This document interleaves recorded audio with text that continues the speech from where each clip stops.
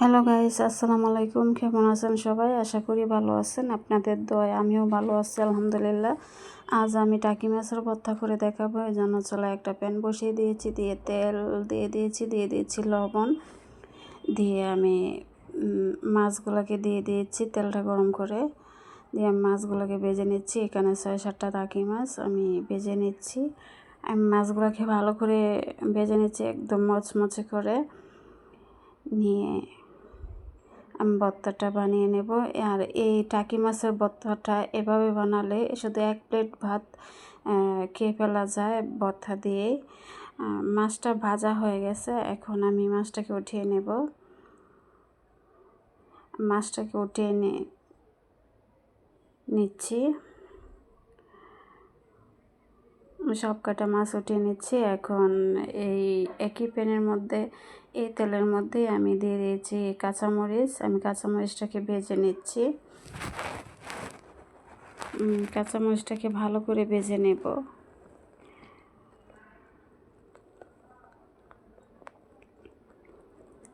এখন দিয়ে দেব এখানে 4-5টা শুকনো মরিচ।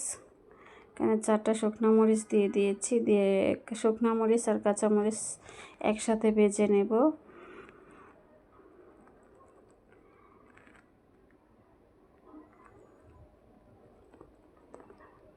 মরিচটাকে ভালো করে ভেজে নিয়ে উঠিয়ে নেব। নিয়ে আমি এখানে এই একই তেলের মধ্যে আমি দিয়ে দেব পেঁয়াজ কুচি। মরিচটা ভাজা হয়ে গেছে, এখন আমি এখানে দিয়ে দেব পেঁয়াজ কুচি।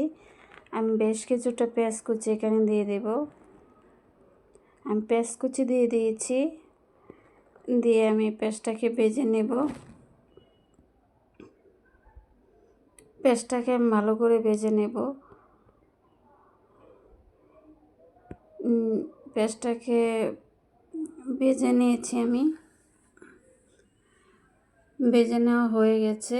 এখন আমি এই পেঁয়াজের মধ্যে দিয়ে দেব আদা কুচি। আমি আদা কুচি দিয়ে দিয়েছি ধনেপাতা কুচি।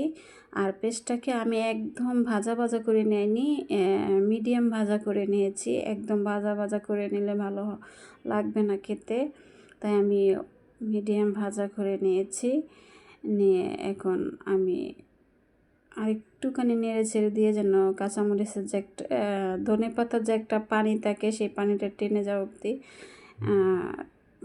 ভাজা হয়ে গেছে। এখন আমি ভর্তা করতে চলে আসলাম। একটা বাটনা নিয়েছি, নিয়ে আমি শুকনো মরিচগুলোকে আগে দিয়ে বেটে নিচ্ছি।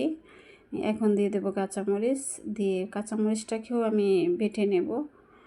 নিয়ে আমি ভর্তাটাকে বানিয়ে নেব। আমার এই ভর্তাটা যদি আপনাদের ভালো লেগে থাকে তাহলে আমার চ্যানেলটা সাবস্ক্রাইব করে লাইক কমেন্ট করে আমার পাশে থাকবেন প্লিজ।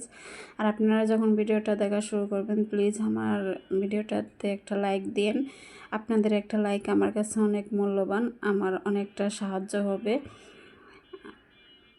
আর যারা সাবস্ক্রাইব করে দিয়েছেন আপনাদেরকে অনেক ধন্যবাদ। আর যারা করেননি প্লিজ আমার চ্যানেলটা সাবস্ক্রাইব করে দেন। আর যারা মূল্যবান সময় দিয়ে আমার ভিডিওটা দেখছেন আপনাদের অসংখ্য ধন্যবাদ। আপনারা যদি আমাকে একটু সাপোর্ট করেন তাহলে আমি সামনের দিকে এগিয়ে যেতে পারবো ইনশাল্লাহ। আর এরই মধ্যে দেখুন আমার মাছটা পিষা হয়ে গেছে। এখন আমি যে কাঁচা পেঁয়াজ ধনেপাতা আর আদাটা যে আমি ভেজে রেখেছিলাম ওইটাও মিশিয়ে নিচ্ছি। নিয়ে এখন একটু হাত দিয়ে মেখে নিচ্ছি। আর এই ভর্তাটা খেতে অসম্ভব মজা হয়েছিল, খুবই মজা হয়েছিল। একদম দেখুন অনেক মজার একটা ভর্তা। আপনারা বানিয়ে খেলে বুঝতে পারবেন এভাবে কতটা মজা হয় এভাবে বানিয়ে খেলে। ভর্তাটা হয়ে গেছে। আজকের মতো এখানেই, ধন্যবাদ।